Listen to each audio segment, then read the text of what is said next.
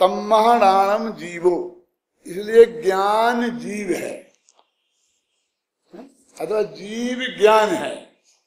और गे त्रिधा वर्णित द्रव्य है, क्या लिखा ना, त्रिधा वर्णित द्रव्य, त्रिधा वर्णित द्रव्य, जीव ही है ज्ञान, गे त्रिधा वर्णित द्रव्य है।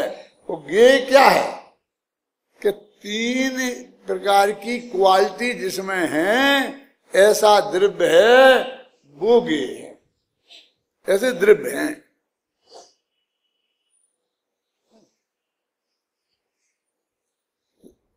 त्रिधा वर्णित, अब त्रिधा का क्या अर्थ है, ये त्रिधा क्या लगा दिया।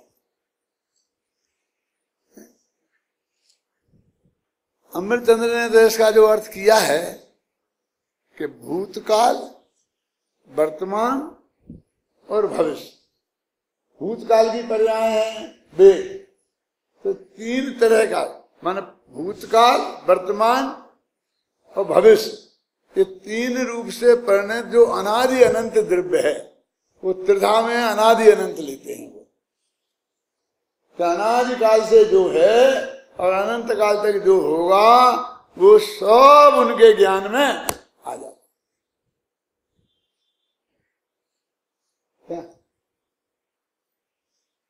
जयसेनाचार्य ने इसकी टीका में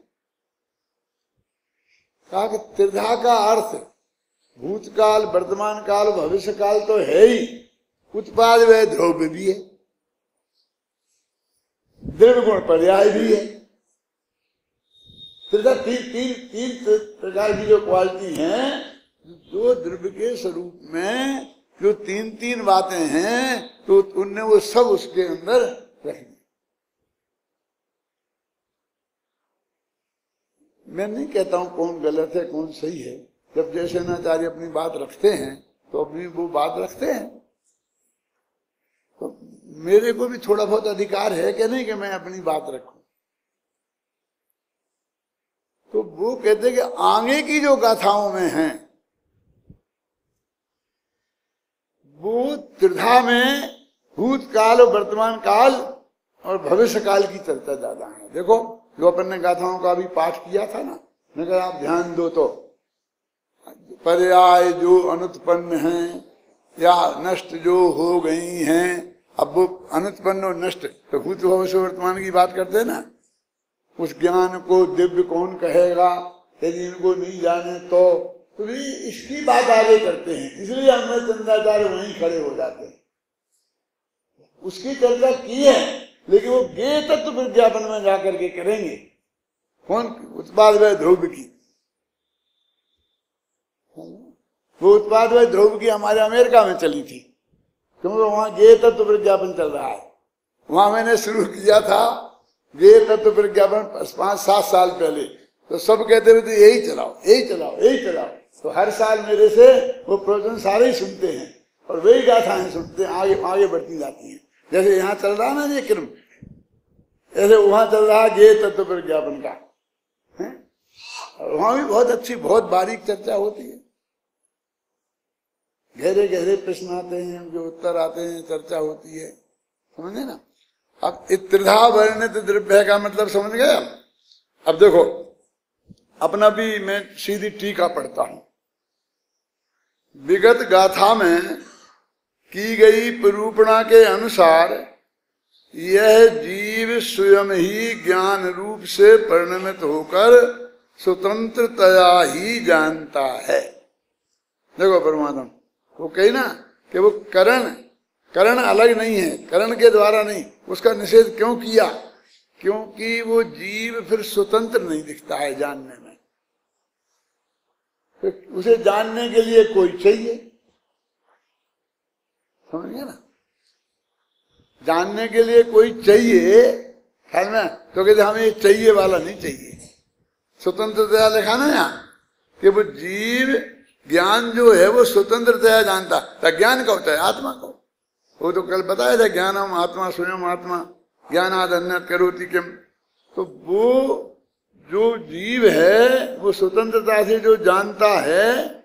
देखो मैंने कई 10-5 दिन पहले अभी कही होगी कि ये केवल ज्ञान की चर्चा पे जाएंगे, इन्हें केवल ज्ञान से बात करना है, क्योंकि वो 3 काल की पर्यायों को एक समय में जानते हैं ना।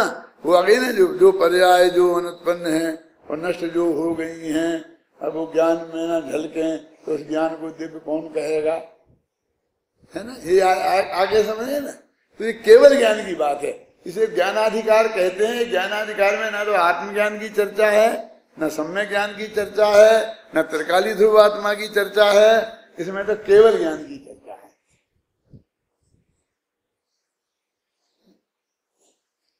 अब त्रिधा वर्णित द्रव्य है, तो त्रिधा वर्णित में त्रिधा में भूत भविष्य वर्तमान, इस पर केंद्रित करो। मेरा मतलब ये कहना है वो है जयसेनाचार्य, मैंने इसमें लिखा है कि जयसेनाचार्य ने ये अर्थ किया है। इसे पढ़ोगे घर पे तो इसमें भी आपको मिल जाएगी वो बात। वैसे मैंने आपको यहाँ बता भी दी, ख्याल में आई ना, लेकिन यहाँ अपन को इस पर केंद्रित करना है। विगत गाथा में की गई निरूपणा के अनुसार यह जीव स्वयं ही ज्ञान रूप से परिणमित होकर स्वतंत्रतया ही जानता है, इसलिए यह जीव ही ज्ञान है। ये विगत गाथा की बात है, इसको जो वो कह रहे हैं अभी, इस गाथा का अर्थ करने के पहले हमें चलना चाहिए, क्योंकि अन्य द्रव्य इस प्रकार ज्ञान रूप परिणमित होने और जानने में असमर्थ है। अन्य कोई द्रव्य, कल कहा था अन्य द्रव्य के लिए राख, चूल्हे की राख में ज्ञान चिबट जाए, वो चूल्हे की राख जानने लगे, देगा लोकालोक को, क्यों 3 काल के पर्यायों को, क्योंकि ऐसा जो आत्मा ज्ञान से परिणमित आत्मा, वो जो 3 काल के पर्यायों सहित अनादि अनंत द्रव्य को जानता है, और कोई द्रव्य ऐसा जानने में समर्थ नहीं है, इसलिए वो ही जीव है।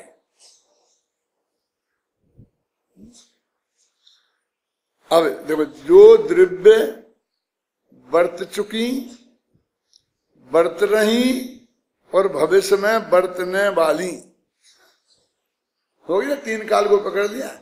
जो पर्यायें बरत चुकी, हो चुकी, कौन हो चुकी? जैसे पिछले भव में अपन जहां से आए हैं, स्वर्ग नरक से, जहां से भी, तो वो पर्याय हो चुकी है। अब वर्तमान में ये पर्याय है, और भविष्य में जहां जाने हैं वो पर्याय है। अब वो अकेली जो जहां से आए हैं वो ही मत लगाना, वहां जहां से आए थे, फिर वहां जहां से आए थे, चलते चलते चलते कहां तक जाना? अनादि काल तक। बहुत कठिन काम है। और फिर भविष्य का भी अनंत काल तक। प्रत्येक द्रव्य के, प्रत्येक गुण की कितनी पर्यायें हैं होती ना पर्याय, तो कितनी होती हैं? अनंत, ठीक है, अनंत होती है ना। लेकिन अनंत तो अनंत प्रकार का होता है। ये कौन सा अनंत है कि जितने 3 काल के समय हैं, वो जो अनंत है ना 3 काल के समय, उतनी ही प्रत्येक द्रव्य की, प्रत्येक गुण की पर्यायें हैं, एक कम एक ज्यादा नहीं।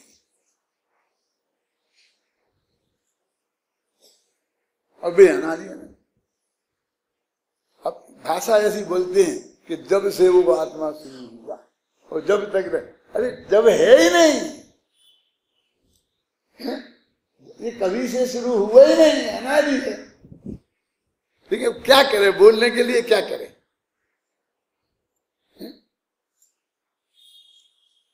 अब उस केवल ज्ञान की बात सोचो, जो सर्वज्ञता, जिन सर्वज्ञ भगवान की रोजाना अपन पूजन करते हैं मंदिर में बैठ के, जिन्हें अर्घ चढ़ाते हैं, जिनकी हम भक्ति करते हैं, उनके वो ज्ञान को तो समझे। कल मैंने एक बात कही थी, ध्यान है आपको, कि केवली भगवान क्या जानते हैं, हम ये नहीं जानते, पर केवली भगवान क्या जानते हैं ये हम जानते हैं।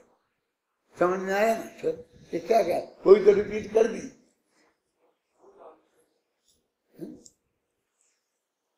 जैसा केवल ज्ञान में झलकते हैं ना पदार्थ, वैसे हमें केवल ज्ञान नहीं है, तो वैसे हमें नहीं झलक रहे, लेकिन वे सब जानते हैं, ये हम जानते हैं। इसका नाम है सर्वज्ञता को जानना। तो सर्वज्ञ के ज्ञान में क्या क्या झलक रहा है वो हम नहीं, उसके नाम जानना सर्वज्ञता का जानना नहीं है। अब फिर समझना मैं क्या कहना चाहता हूं, ये बहुत मार्मिक बिंदु है, इसके बिना हम जैनी नहीं है। कौन कि सर्वज्ञ भगवान क्या क्या जानते हम नहीं जाने तो, और वैसा जान लें तो फिर हम भगवान हैं, फिर तो हमारी पूजा होगी, फिर हम पूजा करेंगे काय को।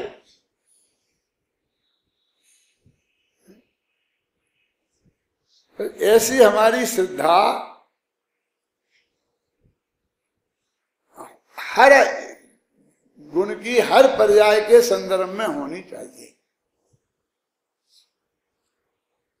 मैं अभी किताब पढ़ रहा था, उसमें भी लिखा है और भी लोग चर्चा करते हैं कि जैसे वो कहते हैं ना कि अपना गति अनुसार मति है कि नहीं, मैं समझाने के लिए बोल रहा हूं कि गति अनुसार मति है कि नहीं। तो कि जब तक हमें आयु कर्म नहीं बंधा अगले भव का, पुत्र भाग में बनता है ना, तो तब तक तो हमारी मति के अनुसार गति होगी। हम जैसा सोच रहे होंगे, जैसा पुण्य पाप कर रहे होंगे, आज तो कोई वैसी गति बनेगी और वैसी गति में हम जाएंगे।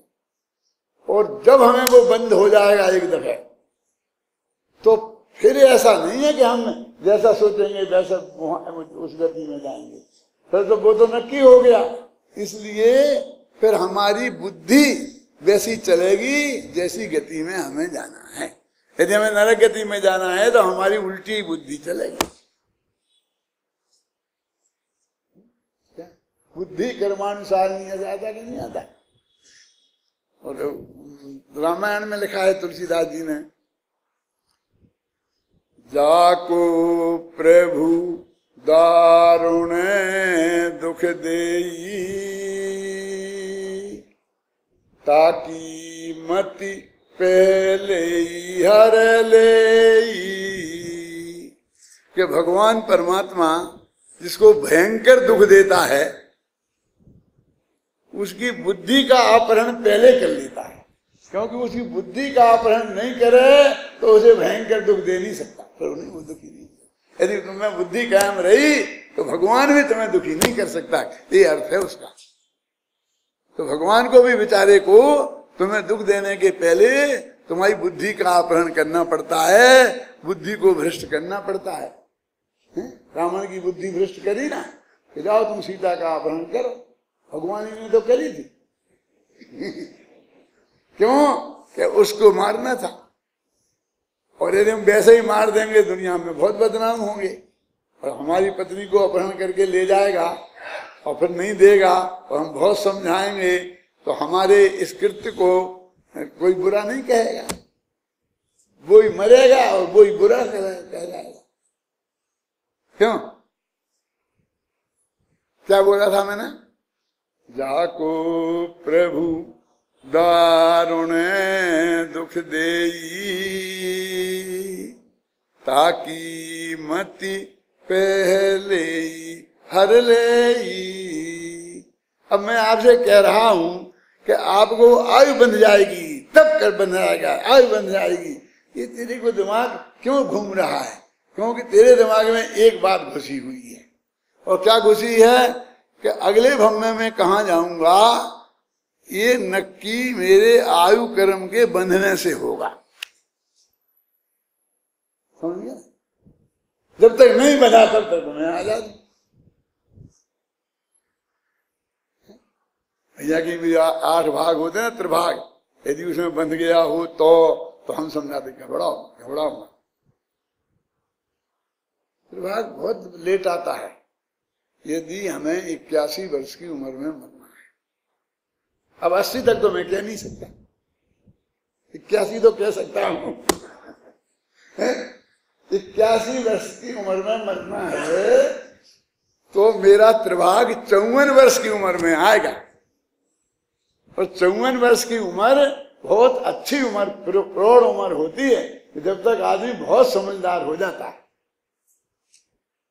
पहला त्रिभाग आएगा, फिर दूसरा त्रिभाग 72 वर्ष की उम्र में, तीसरा त्रिभाग 78 वर्ष की उम्र में, फिर चौथा त्रिभाग 81 वर्ष की उम्र में, फिर पांचवा त्रिभाग 81 वर्ष और 4 महीने की उम्र। ऐसा लगाते जाना, समझ गए ना, ऐसा आएगा। तो अभी आप 54 वर्ष के हो तो आपका नहीं बना होगा, घबराते क्यों हो? लेकिन मैं कहता हूं कि ऐसे नकली आश्वासन देने से क्या लाभ है? अरे अगला भव तुम भगवान के समोषण में जाता है। चंद्रप्रभु भगवान की पूजन में लिखा है कि भवि देखत निज भव सात सात। भव्य जीव अपने 7 भव देख लेता है, 3 पूर्व के, 3 भविष्य के और 1 वर्तमान। तो 3 भविष्य के तो अभी बंधे नहीं ना, बनता तो एक ही है ना, 3 तो नहीं बन जाते एक साथ। तो अगला भव अगले में जाके बंधेगा। तो बिना बंधे नक्की है कि नहीं? और केवल ज्ञान की तो बात में, केवल ज्ञान में तो अनंत भव जान लिए हैं, होंगे तो। जिसके होंगे ही नहीं उसके क्या जानेंगे? उत्तम चंद जी, यदि इस बात पर हमारा उपयोग स्थिर होता, इस बात पर हमारी श्रद्धा कायम होती, ये बात हमें निरंतर उपस्थित रहती, जैसे सुपर प्रकाशक होता है निरंतर, तो वो सुपर प्रकाशक निरंतर ही है। अब उन्होंने कहा एक अनुभव के काल में, अनुभूति के काल में, आपने बताया था ना इस समय क्या कि वो एक समय ऐसा आता है कि जब अकेला अपना कोई जानता है, पर को नहीं जानता। वो सिर्फ उपयोग में, लब्धि ज्ञान में जो पर को उस वक्त भी जानता है, एक समय भी बिना जाने नहीं रह सकता। नहीं ना, क्योंकि वो सुपर प्रकाशक बना नहीं रहता है। जब निगोद में जानता है, कोई समय नहीं रहे, वो जानने में तो आता ही है। अब इसको सब जान रहा है ना, अनुभूति स्वरूप भगवान आत्मा प्रत्येक ज्ञान या अनुभव में आ रहा है। लेकिन सर ये मैं हूं, तो इतना सा ज्ञान नहीं है, इसलिए वो मिथ्या ज्ञान। नहीं जानने की वजह से मिथ्या ज्ञान थोड़ी है, उसमें अपनापन नहीं है, इसलिए मिथ्या ज्ञान है। अब हमें नहीं जानते हो तो जानने के लिए बहुत मेहनत करनी है। अब तो नहीं जानने के लिए तो मेहनत करनी ही नहीं है। अब तो सिर्फ ये मैं हूं ऐसा जानने के लिए मेहनत करनी है। तो ये एक क्षण में हो सकता है, फटाफट काम, इसमें ज्यादा मेहनत का काम क्या है? जैसे उदय फरमाते थे, मोक्ष मार्ग प्राप्त नहीं किया जा, मोक्ष मार्ग जनाए छे। मोक्ष मार्ग जाना जाता है, मोक्ष जाना जाता है। मोक्ष मोक्ष क्यों? मोक्ष होता है और वो जाना जाता है, करना नहीं पड़ता उसे। ये अभी यही चलने वाला है। तो इसमें मुझे बहुत आनंद आता है, मेरे से आगे बढ़ा नहीं जाता है। ये ऐसा प्रकरण है, कब तक चलेगा, कितने चलेगा, मुझे कुछ पता नहीं है ना। देखो क्या विगत गाथा में की गई निरूपणा के अनुसार यह जीव स्वयं ही ज्ञान रूप से परिणत होकर स्वतंत्रतया जानता है, इसलिए यह जीव ही ज्ञान है। क्योंकि अन्य द्रव्य इस प्रकार ज्ञान रूप परिणमित होने और जानने में असमर्थ है। बस जीव ही जान सकता है, और वो भी केवल ज्ञानी की बात है कि केवल ज्ञानी जान सकता है। दादा से हमने चर्चा करी थी इस बात की कि भाई एक कर्म बन जाएगा, नहीं बना, बनेगा, ये क्या झंडे, ये अन्ना जी को छोड़ो, आप काहे को चक्कर में पड़ते हो।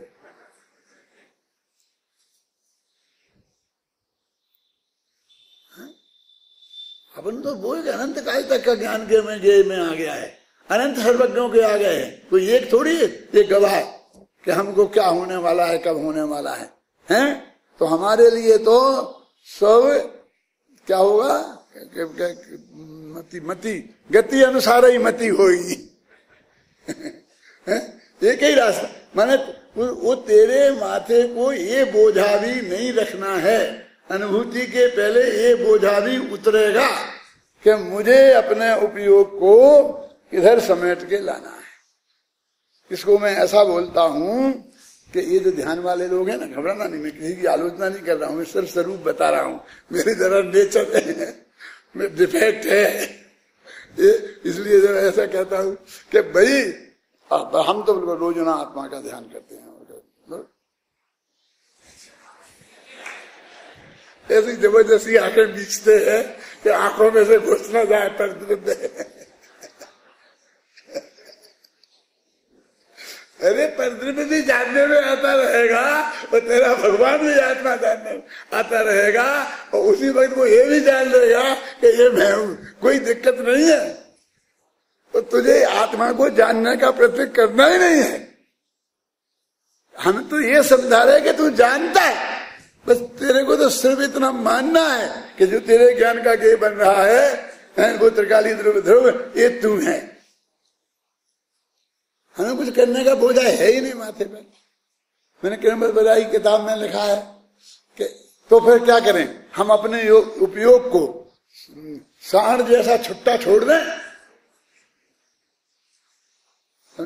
सांड को तो बांध के रखना चाहिए ना, वो छुट्टा छोड़ देंगे तो क्या हो जाएगा, कितना उपद्रव करेगा।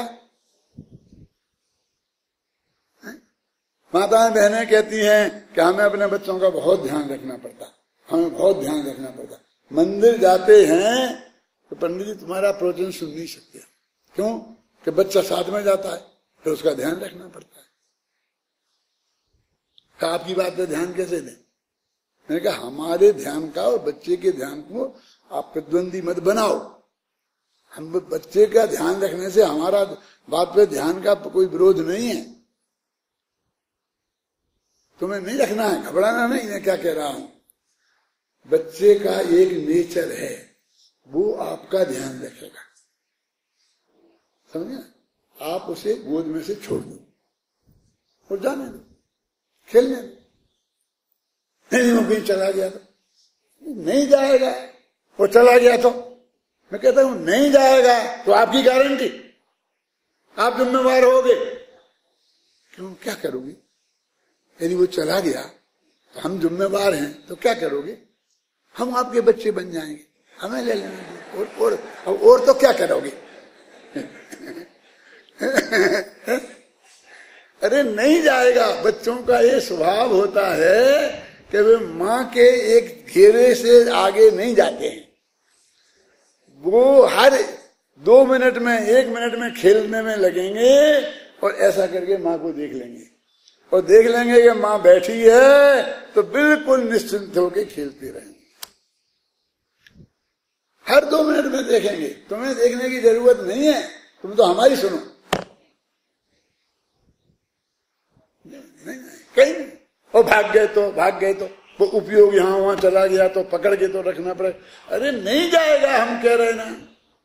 उपयोग की भी एक मर्यादा है, जहां तुम्हारी रुचि होगी वो वहीं जाएगा। वो वहां जाने को बाध्य, माने तुम्हारे क्रमबद्ध पर्याय में वो उपयोग वहीं जाता है। तो तुम्हारी रुचि तो इसमें है, तो कैसे जाएगा उधर? मुझे पकड़ के यहां लाने की क्या जरूरत है?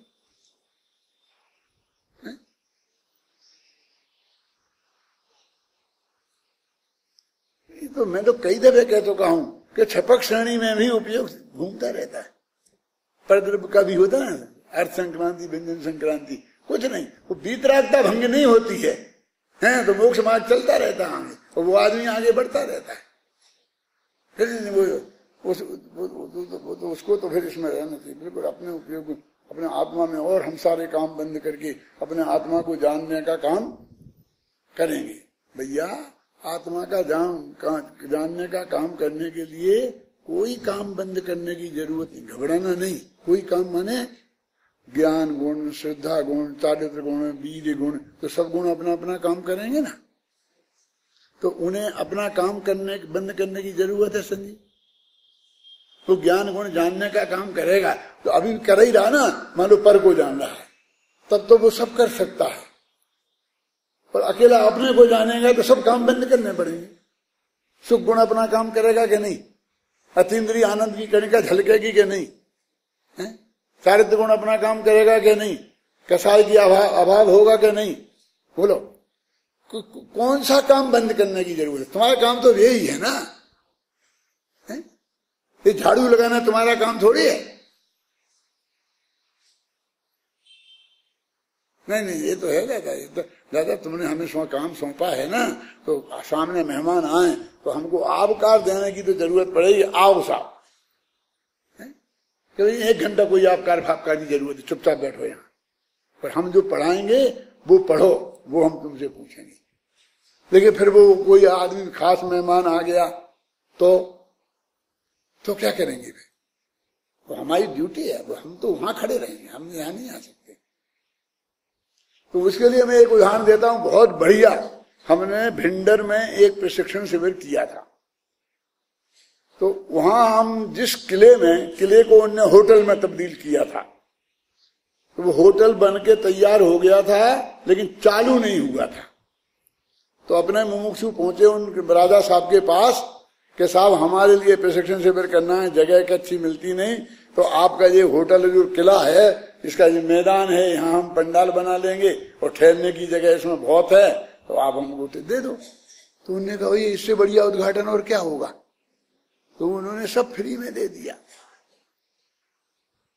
अब उस होटल में जो 5 स्टार 3 स्टार जो भी हो, स्टार विस्टार अपन कर, अब हम ठहरे थे सब उसी में। सबने नक्की किया उत्तम चंद जी कि भाई इन्हीं से अपन इसका उद्घाटन कराएं। किसी सेठिया से कराएंगे तो वो 10-50 हजार रुपया देगा, लेकिन अब लोग छोड़ो, इनने अपन को ये पूरी जमीन दे दी बिना पैसे के, तो अपन इनसे ही उद्घाटन कराएं। तो वो महालोभ छोड़ के क्या वो जा करके उन राजा साहब से हमने उद्घाटन कराया। तो वो राजा साहब आए साहब, उनने भाषण जो दिया, उस भाषण का जो अंश है वो मैं आपको सुनाना चाहता हूँ। तो ये हमारे अनुकूल है, सर्वज्ञता की जो ये बात इसमें है। बोले कि मैं हमेशा काम में रहता था और मेरी माँ विधवा थी, तो वो मेरे से हमेशा मंदिर में चलने के लिए कहती थी कि मेरे साथ मंदिर चल, 1-2 घंटा मंदिर में रहना, भगवान की पूजा भक्ति करना। तो मैं कहता था कि मम्मा तो आपका काम है, जब मेरा बुढ़ापा आएगा तब मैं करूंगा, मुझे अपना काम करने दो, आप क्यों मुझे परेशान करती हो, आप जाओ ना, आपकी पूरी व्यवस्था है, गाड़ी है, सब है, दो आप जाओ। तो जब मेरा बुढ़ापा आएगा तब मैं ये काम करूंगा।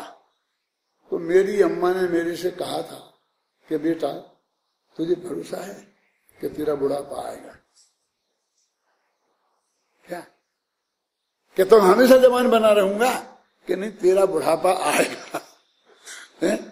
क्योंकि तेरे पिताजी 40 वर्ष की उम्र में मर गए थे, दादाजी 35 वर्ष की उम्र में मर गए थे, उनका तो बुढ़ापा आया नहीं। अब तेरा आएगा, वो 27-28 साल का होगा, छोड़ तेरा आएगा, फिर पक्का भरोसा है। तो मेरे को बात अंदर में देखी कि भाई माँ सही बात कहती है। तो मैंने कहा माँ अब मैं रोजाना 1 घंटे आऊंगा, अब मैं नहीं, अब भी तेरी बात मानूंगा, मैं करूंगा। तो मैं 1 घंटा मंदिर जाने लग गया माँ के साथ में। फिर मेरी शादियां हो गई, 2 शादियां हो गई थी। तो बड़ौदा के राजा की लड़कियां थी गायकवाड़ की, उसके साथ शादी हो गई।